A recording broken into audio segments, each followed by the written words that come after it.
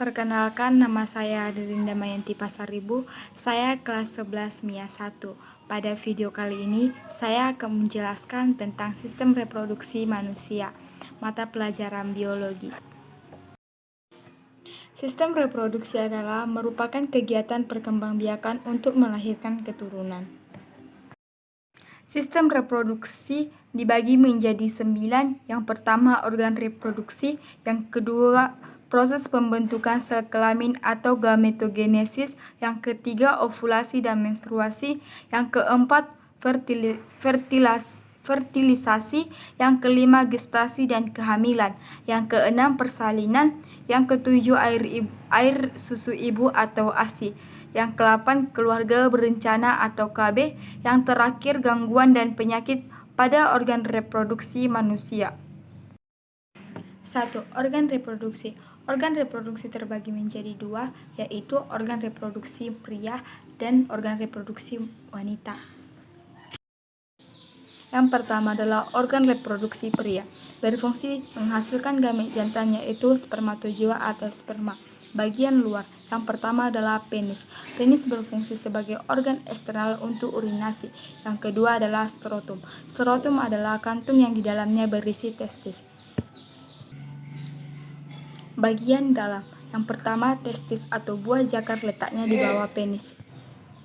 Dalam skrotum dan berjumlah sepasang, testis merupakan tempat pembentukan sel sperma atau testosterone. Yang kedua adalah saluran pengeluaran atau ductus expelliarmus. Epididymis. Epididymis adalah saluran berkelok yang berfungsi menyimpan sperma sampai sperma matang. Vas deferens adalah saluran lanjut epididymis. Yang saluran ejaculatorius adalah saluran pengeluaran semen. Yang ketiga adalah kelenjar aksesoris. Vesica seminalis adalah saluran berkelok yang terletak di belakang kandung kemih. Kelenjar prostat adalah berperan untuk kelangsungan hidup sperma. Kelenjar bulbourethra adalah saluran menuju uretra. Yang kedua adalah organ reproduksi wanita. Berfungsi menghasilkan sel kelamin betina, yaitu sel telur atau ovum. Bagian luar. Yang pertama, vulva. Vulva adalah celah paling luar yang membentang dari mons pubis sampai tepi perineum. Yang kedua adalah labium atau bibir adalah membatasi vulva. Labium ada 2, yaitu labium majora atau besar yang terletak sebelah luar dan labium minora atau kecil yang terletak sebelah dalam. Sebelah dalam vulva terdapat klitoris yang memiliki pembuluh darah dan ujung-ujung saraf. Yang ketiga, ocrificium atau uretrae atau muara saluran kencing yang terletak di bawah klitoris. Bagian dalam. Yang pertama adalah ovarium atau induk telur. Adalah berperan dalam pembentukan sel telur atau ovum, dan terdapat sepasang proses keluarnya ovum dari ovarium disebut ovulasi. Yang kedua adalah saluran reproduksi. Tuba fallopi berfungsi untuk menyediakan lingkungan yang cocok untuk pembuatan dan perkembangan sel telur. Pada ujungnya terdapat infundibulum dan umbai atau fimbriae untuk menangkap sel telur yang dilepaskan ovarium. Uterus atau rahim terletak di belakang kandung kemih, berfungsi memberi tempat bagi perkembangan janin. Vagina berfungsi tempat pengeluaran darah menstruasi, tempat penyaluran sperma, dan merupakan jalan lahir. 1. Spermatogenesis. Spermatogenesis adalah merupakan proses pembentukan dan pematangan spermatozoa. Spermatogenesis berlangsung dalam testis, tepatnya pada tubulus seminiferus. Dalam tubulus seminiferus terdapat banyak sel induk sperma, yaitu spermatogonium.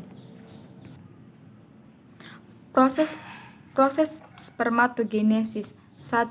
Spermatogenesis akan membelah secara mitosis menjadi spermatosit primer atau spermatosit 1.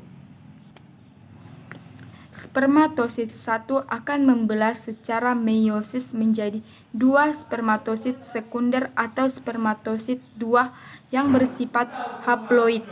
Haploid artinya mengandung 23 kromosom atau setengah dari sel induk. 3. Setiap spermatozoid 2 membelah menghasilkan spermatid. 4. Spermatid akan mengalami pematangan menjadi spermatozoa atau sperma. Proses pembentukan sel kelamin atau gametogenesis. Oogenesis merupakan proses pembentukan ovum dalam ovarium. Ovarium banyak mengandung sel induk telur atau ooganium yang bersifat diploid atau 2N. Proses oogenesis. 1. Ooganium membelah secara mitosis menjadi oosit primer atau oosit 1. 2. Oosit membelah secara meiosis menghasilkan 1 oosit sekunder atau oosit 2 dan 1 badan kutub 1 atau badan kutub primer. 3. Oosit sekunder membelah menghasilkan sebuah ootit yang akan berkembang menjadi sel telur dan badan kutub 2 yang telah berdegenerasi. 4. Badan kutub 1 membelah menghasilkan badan kutub 2 yang juga akan mengalami degenerasi. Ovulasi dan menstruasi. Siklus menstruasi pada wanita dibagi menjadi 2 yaitu 1. Fase menstruasi. Terjadi selama kurang lebih 7 hari. Pada fase ini, kadar hormon estrogen dan progesterone turun drastis. Penurunan kadar hormon progesterone akan menyebabkan peluruhan endometrium serta ovum yang tidak dibuahi. Yang kedua adalah fase praovulasi. Fase ini terjadi kira-kira selama 7 hari setelah selesainya fase menstruasi.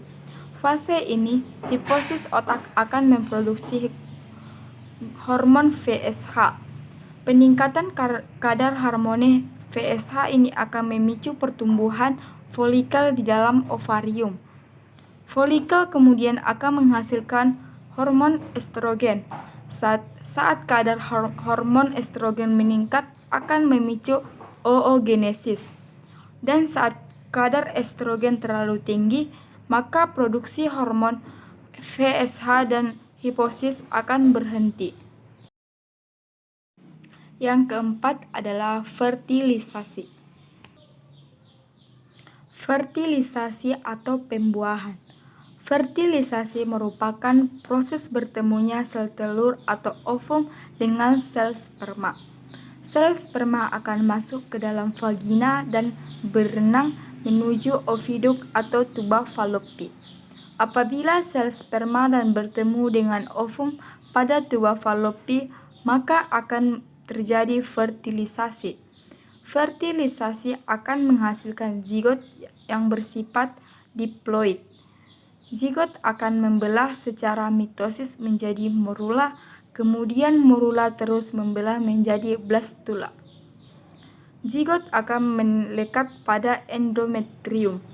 Proses melekatnya zigot pada endometrium atau dinding rahim ini disebut dengan implantasi. Selanjutnya dimulai proses kehamilan.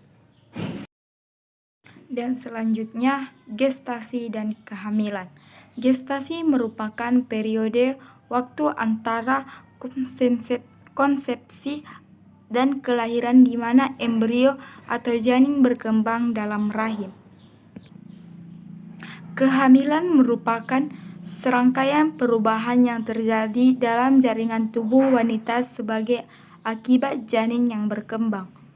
Kehamilan ditandai dengan adanya hormon atau HCG atau human chorionic gonadotropin dalam urin. Perkembangan kehamilan dibagi menjadi 3 trimester. 1. Trimester pertama. Embrio dalam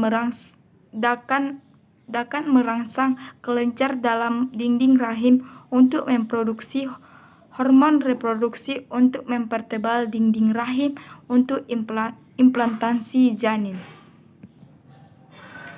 Perkembangan embrio yaitu mata berkembang sempurna tetapi kelopak mata masih menyatu. Hidung membentuk jalur dan telinga luar muncul. Detak jantung sudah bisa berdeteksi dengan panjang janin 7,5 cm dan berat 28 gram. Yang kedua, trimester kedua. Hormon HCG akan stabil dan plasenta akan menyekresikan progesteron untuk menjaga kehamilan. Perkembangan janin yaitu kepala sudah mulai proporsional, kulit keriput merah muda, panjang janin 27 sampai 35 cm dan berat 567 sampai 871 gram. 3. Trimester 3. Janin mencapai berat 3 sampai 3,5 gram dan panjang 50 cm. Lenugo terkelupas dan kuku tumbuh sempurna. Selanjutnya, ovulasi dan menstruasi. Yang ketiga, fase ovulasi. Pada fase ovulasi ini, hipofisis akan memproduksi hormon LH. Saat hormon LH meningkat, maka akan terjadi ovulasi. Ovulasi terjadi pada hari ke-14. Setelah terjadi ovulasi ini, maka akan disebut sebagai masa subur seorang wanita. Setelah terjadinya ovulasi, maka akan terbentuk corpus luteum. Corpus luteum ini akan memproduksi hormon progesteron. Saat hormon progesteron meningkat, maka akan memicu penebalan endometrium. 4. Fase pasca ovulasi. Pada fase pasca ovulasi ini, corpus luteum akan berubah menjadi corpus albicans. Corpus albicans ini sudah tidak dapat lagi memproduksi progesteron sehingga kadar progesteron mulai turun. Kemudian fasenya akan kembali lagi ke fase menstruasi lagi. Yang keenam adalah persalinan. Proses kelahiran bayi diawali dengan meningkatnya hormon estrogen. Hormon estrogen berperan mengatasi pengaruh hormon progesteron yang menghambat kontraksi dinding rahim. Selain itu, persalinan dipengaruhi oleh hormon relaksin dan prostaglandin. Dalam ilmu kedokteran, proses persalinan dibagi menjadi 4 tahap, yaitu 1. Tahap 1 mulai terjadi pembukaan jalan lahir dari 1 cm sampai lengkap atau 10 cm. 2. Tahap 2 yaitu pembukaan jalan lahir lengkap sampai bayi lahir. Yang ketiga, tahap 3 dimulai saat bayi lahir sampai keluarnya ari-ari. Yang keempat, tahap 4 yaitu 2 jam pasca kelahiran, beberapa saat setelah bayi lahir dilakukan pemotongan tali pusar. Yang ketujuh adalah air susu ibu atau ASI. Setelah bayi dilahirkan, tahap selanjutnya yaitu laktasi. Laktasi merupakan fase pemeliharaan dan perawatan bayi, yaitu memberikan ASI. ASI waktu pertama kali berwarna kekuningan yang dinamakan kolostrum. Kolostrum mengandung antibodi yang tinggi sehingga mampu melawan berbagai bibit penyakit pada bayi. ASI eksklusif sebaiknya diberikan kepada bayi selama 6 bulan. Semua kebutuhan nutrisi bayi terkandung dalam ASI. Yang ke-8, keluarga berencana atau KB. KB terbagi menjadi dua. Yang pertama adalah kontrasepsi permanen. Yang kedua adalah kontrasepsi non-permanen. Yang pertama, kontrasepsi permanen, yaitu cara mencegah kehamilan yang tidak dapat dikendalikan lagi. Kebanyakan cara ini dilakukan dengan cara operasi. Contohnya, vasektomi yaitu kontrasepsi permanen pada pria dengan cara pemotongan vas deferensnya dan setiap ujung potongan tersebut diikat. Pada perempuan disebut tubektomi, yaitu kontrasepsi permanen dengan cara pemotongan pada oviduk dan setiap ujungnya diikat. Yang kedua adalah kontrasepsi non-permanen. Kontrasepsi non-permanen merupakan kontrasepsi yang suatu saat masih mampu hamil atau kemampuan kehamilannya dapat dikembalikan. Metode ini dapat dilakukan dengan berbagai cara, yaitu pil, kondom, IUD atau intrauterine device, diafragma, sistem Clender, dan lain-lain. Yang kesembilan adalah gangguan penyakit pada organ reproduksi. Yang pertama adalah prostatitis, peradangan pada prostat dan uretra. Yang kedua adalah kanker serviks, kanker yang terjadi pada leher rahim yang diakibatkan oleh virus. Yang ketiga adalah endometriosis, terdapatnya jaringan di luar rahim. Endometriosis biasanya disertai dengan infertilisasi. Yang keempat adalah infertilisasi, ketidakmampuan untuk menghasilkan keturunan. Pada pria, infertilisasi diartikan ketidakmampuan sperma membuahi ovum.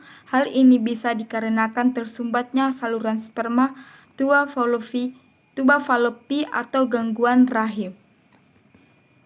Yang kelima adalah sifilis, penyakit menular yang disebabkan bakteri Treponema pallidum. Penyakit ini dapat ditularkan melalui hubungan seksual, transfusi darah, dan dari ibu ke janin.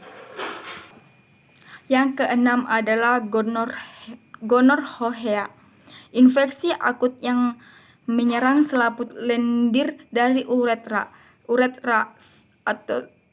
atau serviks, rektum, dan lain-lain yang disebabkan oleh bakteri Neisseria gonorrhoeae. Gejalanya berupa sakit ketika BAK dan keluar nanah berwarna kuning hijau. Yang terakhir adalah infeksi Trichomonas, sebuah infeksi umum yang terus-menerus di saluran kencing perempuan yang diakibatkan Protozoa Trichomonas vaginalis. Gejalanya berupa peradangan saluran kencing. Sekian video tentang sistem reproduksi. Jika ada kesalahan mohon dimaafkan. Salam sehat.